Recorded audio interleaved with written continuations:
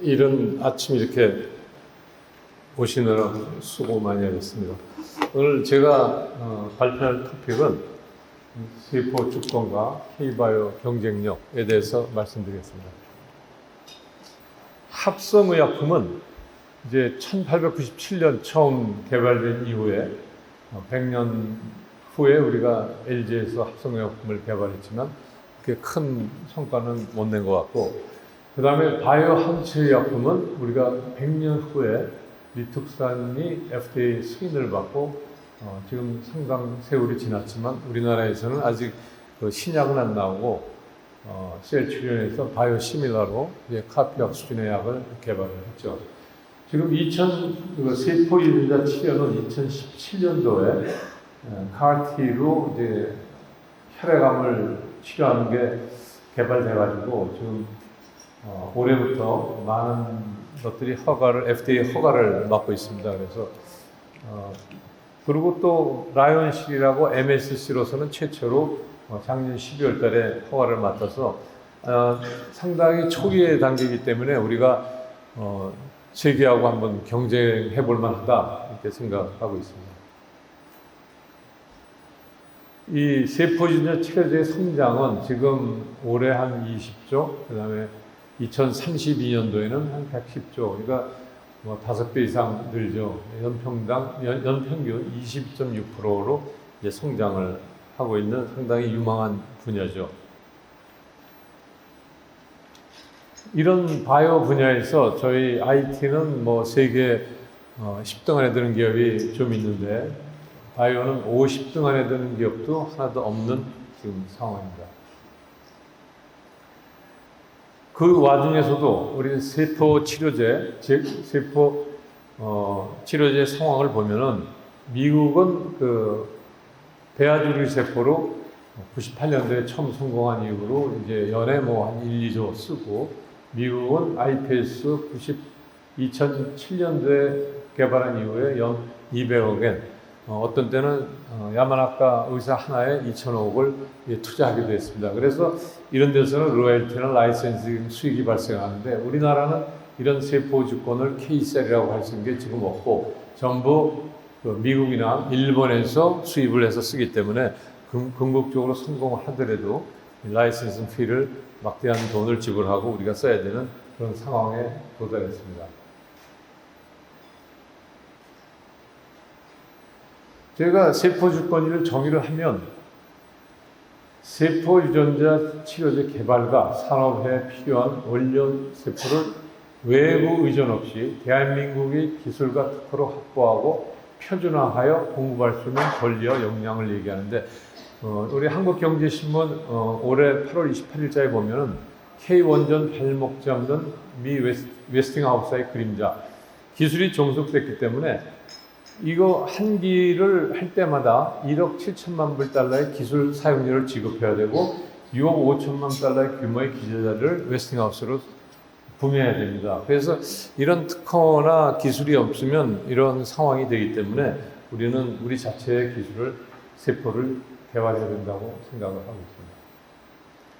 지금 세계적으로 승인된 세포 유전자 치료제는 보통 팔리는 게 5억에서 50억 정도 됩니다. 과연 이런 상황에서 이런 치료를 받을 수 있는 사람이 과연 몇 사람이나 되고, 과연 우리나라에서는 이런 치료를 받을 수 있겠는가 상당히 의심이 되고 있죠. 그래서 오늘 제가 강의하려는 토픽은 어떻게 하면 우리가 이 가격을 낮추고 우리가 이 바이오에 앞서 나갈 수 있느냐, 서머리를 해드리겠습니다.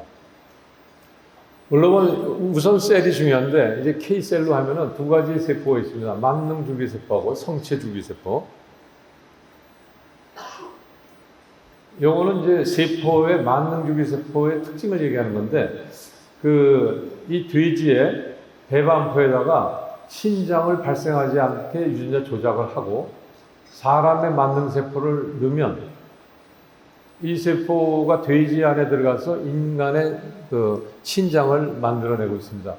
이 얘기는 뭐냐면은, 이 만능 살아있는 세포는 자기가 알아서 결손된 조직이나 세포를 회복시켜가지고 장기를 만든다는 얘기인데, 이 처음에 아이디어는 2016년도에 저희 뭐 친구인데 딱타 나카우치라고 도쿄 대학하고 스탠포드 대학 교수인데 이분이 그 쥐에서 그 레트의 판크리아스를 개발을 했어요. 그래서 이 슬라이드는 재작년에 23년도에 중국에서 이제 성공한 슬라이드인데 이제 앞으로는 이거를 인공 만능 세포가 아니라 본인의 맞춤 만능 세포를 썼을 경우에는 나한테 맞는 장기를 생성할 수가 있어요. 아직은 완벽하지가 않죠. 이 신장을 만들었는데 신장의 모든 세포는 사람의 세포인데 핏줄, 블라드 서플라이만은 아직 극복을 못하고 돼지 세포이기 때문에 인간에 당장 쓸 수는 없는데 이런 기술이 개발이 되면 앞으로는 그 장기 부족을 걱정할 필요 없고 이제 자기에 맞는 그 장기 공장을 만들 수 있는 시대가 올 가능성이 상당히 많아서 이 분야도 우리가 신경을 써서 개발할 분야라고 생각을 하고 있습니다. 그래서 이런 그 만능 줄기세포의 근본이 되는 난자가 어떤 상황이냐면 그 보통 세포보다 볼륨으로는 한 1000배 정도 됩니다. 그래서 1000배 정도 되고 가장 중요한 미토콘드리아는 한 100배 되고 이런 난자에서 모든 인간이 태어나고 모든 장기가 개발되기 때문에 성인이 되면 한 30조 정도의 세포가 존재한다고 보죠. 근데 이런 난자는 어떤 문제점을 갖고 있냐면은 태어났을 때 수하고 양이 이제 줄어듭니다. 나이가 들수록. 그래서 36세 정도를 기준으로 해가지고 세포 수와 그 질이 굉장히 떨어지는데 난자의 수가 태어났을 때 한 30만 개가 되는데 한 폐경기 될 때까지 400개 정도를 배란을 시키고 그 다음에 숫자가 떨어져서 폐경기가 되면 1000개 미만으로 되고 또 36세를 기준으로 태어날 때 한 50개 정도가 정상, 50% 정도가 정상인데 36세 이후에 또는 40세 이후에는 5% 정도의 정상 유전자를 갖게 됩니다. 그래서 그 나이가 들수록 임신이 안 되는 이유가 이런 그 비정상적인 유전자 때문에 안 된다고 볼 수 있겠죠. 그래서 이런 거를 해결하려면은 이제 우리가 난자 냉동이라는 것을 해야 되는데 36세 전에 난자 냉동을 해야 되죠. 얼리할수록 좋고. 그러니까 그 난자 냉동의 역사는 우리가 보면은 1960년대에 닥터 첸이라는 사람이 슬로우 프리징으로 천천히 냉동을 해서 난자를 냉동시킨다는 것을 처음에 가능하다고 생각했는데 우리 몸에서 난자가 냉동이 어려운 이유가 세포가 제일 큽니다. 그래서 세포가 클수록 냉동이 어려워서 되게 불가능하다고 생각했는데 저희가 98년도에 그런 새로운 방법으로 우리가 난자 냉동을 할 방법이 있겠냐 해서 아주 급속 냉동으로 나이트로젠 탱크에 우리가 개발한 그 냉동 프로텍터를 써가지고 우리가 냉동을 시켰습니다. 요거는 저희 난임센터에 있는 난자 탱크의 모습이고, 그래서 저희가 98년도에 또는 난자의 그 배양 방법으로 해서 미국 생식의학회에서 최우수 논문상을 받았고, 한 10번 이상을 받았죠. 타임즈에 한 3번 제가 인터뷰했고, 이런 업적으로 이제 미국 교과서에서 한 4챕터 정도 제가 썼습니다. 근데 그때 98년도에 처음 성공했을 때만 해도 아무도 믿지 않고 이건 익스페리멘탈이다. 그래서 제가 특강할 때마다 대가들이 뒤에서 수군대고 그랬어요. 이거는 임상적으로 쓸 수 없다. 근데 이게 저도 많이 했지만은 오스트레일리아, 그 다음에 이태리 이런 사람들이 연구를 같이 많이 해가지고 드디어 2013년도에 이게 익스페리멘탈이 클리니컬로 바뀌어서 지금은 우리나라에서 난자 냉동을 많이 하고 전 세계에서 난자 냉동을 안 하는 데가 없는 상황이 됐죠. 이런 난자 냉동이 왜 필요하냐면 본인이 한 10년이나 15년 있다가 쓸 수 있죠. 난자는 36세 이후에 늙지만은 자궁은 10년, 20년 쓸 수 있어요. 그러니까 할머니가 돼도 임신 가능한 거예요. 그러니까 우리가 난자 냉동을 하는 이유가 되고, 이 난자 냉동의 다른 이유는 뭐냐면은 이거를 본인의 줄기세포를 쓸 수 있기 때문에 면역성이 없는 만능 줄기세포를 써서 본인이 나중에 쓸 수가 있고, 세 번째로는 희귀 난치병 치료를 위한 세포 자원이 될 수 있습니다. 그래서 범용 줄기세포와 아주 베스트 슈퍼 ESC를 세포를 만들 수 있죠. 그래서 8월 6일 날 기사에 보면 버려지는 난자를 기부받아서 세포 치료제 개발에 활용해야지. 이거는 국가의 재산에 해당한다. 이렇게 기사를 쓴 적이 있습니다. 그러면 이런 그 만능 세포에서 난자에서부터 이런 만능 줄기세포가 나오는데 이런 만능 줄기세포로 말미암아 신경, 눈, 심장, 간, 뭐 하여튼 신장까지 다 우리가 개발이 가능하죠.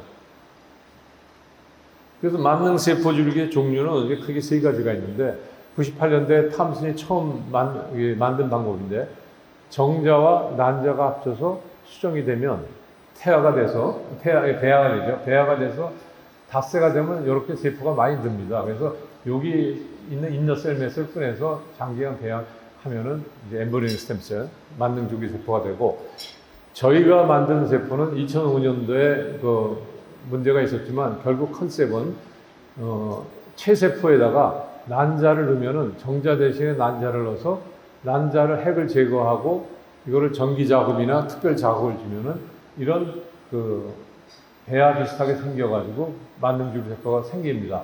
근데 일본에서 2007년도에 타카이 야마나카가 이걸 개발해가지고 iPS로 노벨상을 받았지만 2005년도에 한국이 실패했다는 얘기를 듣고 이분이 성체 줄기세포하고 만능 줄기세포 사이에는 24개의 팩터가 다르다. 그래서 24개 중에 몇 가지가 이런 만능 줄기세포를 만드는 데 있다고 생각해서 이 24가지 중에 하나 빼고 둘 빼고 뭐 상당히 어려운 조합을 해가지고 몇 년 동안 이건 그냥 노동에 가까운 일이죠. 해서 4개를 발견해가지고 4개를 했더니 만능 줄기세포하고 비슷하게 이렇게 나타났다. 근데 궁극적으로 문제는 이런 그 미국 세포나 저희가 2014년도에 성공을 했습니다.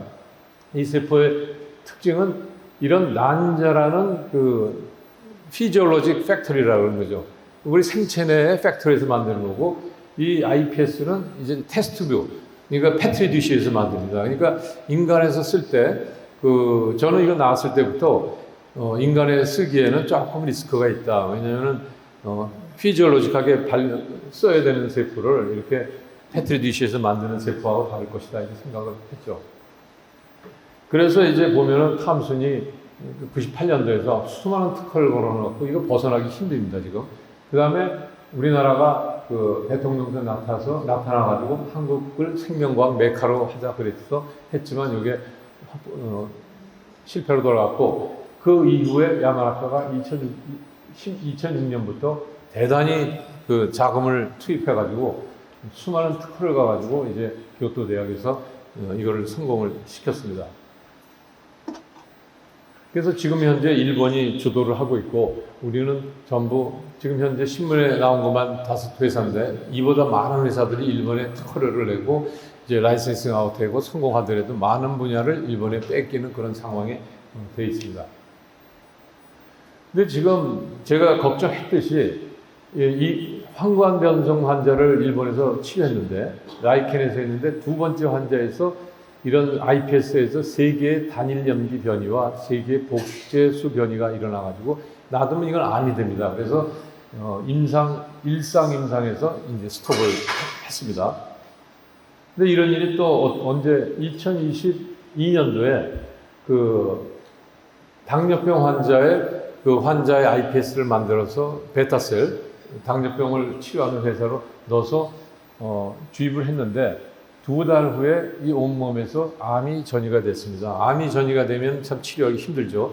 근데 앞으로 이런 일이 뭐 안 생기면 좋겠지만은 안 생기다는 보장이 없고 물론 일본에서 노력을 합니다. 좋은 세포를 만들어서 하려는데 근본적으로 이제 세포의 근본적 발생에 문제가 있기 때문에 이런 사고가 계속 일어났을 경우에 과연 우리가 이 세포를 국제적으로 쓸 수 있느냐 대비를 우리는 해야 되지 않겠냐 이렇게 생각을 합니다. 저희가 저희 세포를 개발을 했는데 2013년부터 한국의 여러 가지 교재나 이런 것들 미국 가서 우리가 세포를 만들었습니다. 한 그룹이 가가지고 한 3-4달 근무하면서 만들었는데 첫 번째는 실패하고 이제 2014년도에 성공해서 여기 있는 강원주 박사, 저 포함해서 이동규 박사가 해서 이 성공한 거를 셀 스템셀이나 네이처, 그러니까 세계 최고 잡지에 전부 실렸고 우리가 2018년도에 세계 특허를 취득을 했습니다. 그래서 이 비교를 전 세계에서 다 하는데 저희 논문은 아니고 네이처나 스템셀 뭐 이런 데 다 이제 결론적으로 써머리를 하면 일본의 세포하고 저희가 이제 다 비교를 했습니다. 빼기 안 되네요. 그러니까 보면은 제가 말로 하겠습니다. 핵의 유전자나 이제 미토콘드리아 유전자 또는 여러 가지 에피제네틱 팩터들이 상당히 떨어져 있고 불완전합니다. 그리고 디퍼런시에이션도 약하고, 그래서 ES셀하고 저희 셀하고는 비슷한데, ES셀은 아까 얘기했지만 이제 윤리적인 문제가 있다고 생각하는 사람도 있고, 저희 세포는 난자를 사용하기 때문에 윤리적인 문제가 없지 않나 이렇게 생각하고, 예, 저희가 2016년도에 황관 변성을 가지고 세계 이제 최초 그룹으로 해서 임상을 해가지고 저희가 제일 자마라고 안과 잡지에서 제일 유명한데 하고 그 기술을 아스텔라스에 몇 년 전에 1,100억에 우리가 라이센싱 아웃했습니다. 그 다음에 우리가 맞춤 줄기세포를 이용해서 임상을 해가지고 이런 여러 가지 특징들을 봐서 우리가 이 세포가 맞춤 줄기세포라는 걸 인정해가지고 첫 번째로 임상을 성공한 예를 슬라이드로 나타내는 겁니다. 그러면 생체 줄기세포는 어떻게 해요? 자궁의 임신 조직을 저희는 이제 추천을 하는데 NIH에서도 이게 골드 스탠다드다. 이 세포를 써야지 제일 안전하다. 근데 윤리적인 문제가 있을 수 있죠. 왜냐하면 대개 소파 수술로 나온다 생각하는데, 그럼에도 불구하고 NIH에서 바이든 행정부에서 인간 태아 조직 연구로 폐지를 했고, 그다음에 다행히 우리는 이런 태아 조직을 시험관리기를 대단위로 하기 때문에 자궁의 임신 1년에 한 300케이스 정도를 저희가 얻습니다. 그래서 이런 자궁의 임신에서 여러 가지 세포를 얻어가지고 우리가 1년 동안 이런 자궁의 조직률의 줄기세포 은행을 만들어서 여러 가지 여기서 눈이나 브레인 이런 세포들을 우리가 만들어내고 있습니다. 그래서 저희가 여러 가지 문제를 얘기했는데, 우리가 앞으로 하려면은 치료비를 10분의 1 수준으로 확 낮출 수 있는 전략이 있는데 제가 5가지로 한번 정리를 했습니다. 첫 번째는 이런 우리나라의 세포를 써야 된다. 난소율의 자궁의 임신, 성체 줄기세포는 특허가 만료된 것도 많고 이제 특허가 약간 루즈하기 때문에 우리 세포와 할 수 있다고 생각하고, 두 번째로서는 세포를 잘 만들어야 됩니다. 그래서 AI 기반의 세포주 선정해야 되고, 표준화된 GMP, 글로벌 K셀 뱅커. 이게 GMP가 왜 중요하냐면, 저희 시험관 얘기를 하더라도 보통 같은 매뉴얼을 쓰더라도 이 임신율이 10%에서 70% 차이 나요. 물론 이게 세포에도 똑같을 겁니다. 근데 저희 시험관 얘기는 그 다음 달 결과가 나오니까 우리가 차이가 있지만, 이런 경우에서는 차이하기가 쉽지가 않죠. 그래서 근본적으로 자동화 대량 생산이 중요한 거고, 세 번째로는 이런 하기 위해서는 기본적으로 이 10가지를 다 갖고 이제 완벽하게 라이센스 아웃을 하려면 돼야 되기 때문에 지적재산권, 규제 윤리, 세포, 임상적인 세포주, 특성, 인프라, 이런 거를 다 해서 이제 기술 이전이 되는데, 지금 우리나라 실정은 이 중에 한두 가지가 빠졌기 때문에 사업화하러 갔다가 다시 돌아와서 해야 되기 때문에 시간도 많이 걸고 돈과 시간과 낭비를 해서 우리가 성공하기 힘든 상황이 되어 있는 거예요. 그래서 지금 우리 연구비를 주거나 우리 연구할 때는 이런 걸 처음부터 1, 2, 3, 4부터 해서 차분히 체크했을 경우에는 우리가 실패 가능성을 줄일 수가 있죠. 근데 이것만 해서 안 되는 것 같고, 우리가 보기에는 이런 데이터나 네트워크가 중요해서 이런 예를 들어서 캠브리지 이노베이션 센터 같은 데서 세계 이제 10대 거점 도시에 이런 시스템을 갖고 있고, 여기에 글로벌 제약사나 정부, 투자와 협력 네트워크를 구축하고, 저희는 이 판교에 지금 완공 상태에 있습니다. 그래서 150개의 벤처가 가능하고, 여기에 공유 오피스, 단독 오피스, 공영 정비나 첨단 시설, 벤처 카페를 해가지고 한두 사람이 들어와서 이런 일을 할 수 있게 저희가 시스템을 갖춰놓고 있고, 그래서 저희는 이 산학연병 플랫폼을 이렇게 생각하고 있습니다. 저희가 산학연병을 갖추고 있지만 저희뿐만이 아니라 산학연병이 클러스터를 돼가지고 학교, 연구소, 병원들이 해서 이렇게 클러스터로 이런 바이오 에코시스템을 만들어가지고 결국 저희가 있는 CDMO, 세일진 CDMO 저희가 한 6군데 세계에 있는데 미국하고 일본하고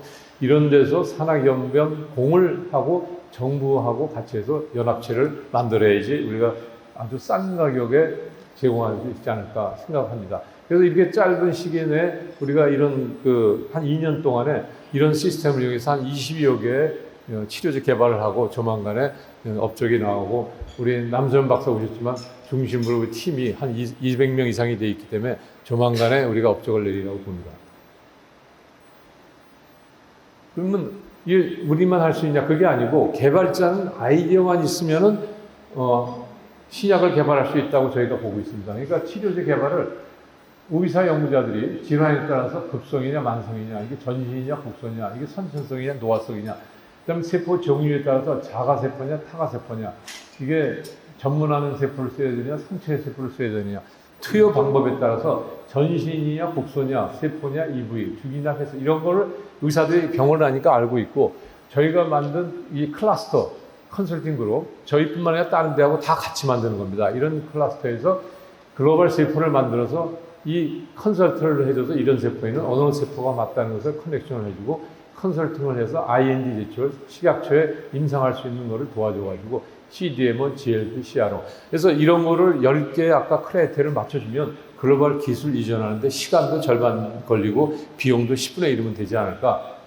생각하고 있습니다. 그래서 이제 저희가 전 세계에 있는 96개 임상센터 병원에서 할 수도 있고, 또는 저희 병원뿐만 아니라 CRO를 통해서 전 세계 그룹하고 이런 임상을 시도해가지고 저희가 궁극적으로 바이오의 입국에 설 수 있는 대로 설 수 있는 나라가 됐으면 좋겠습니다. 네, 감사합니다.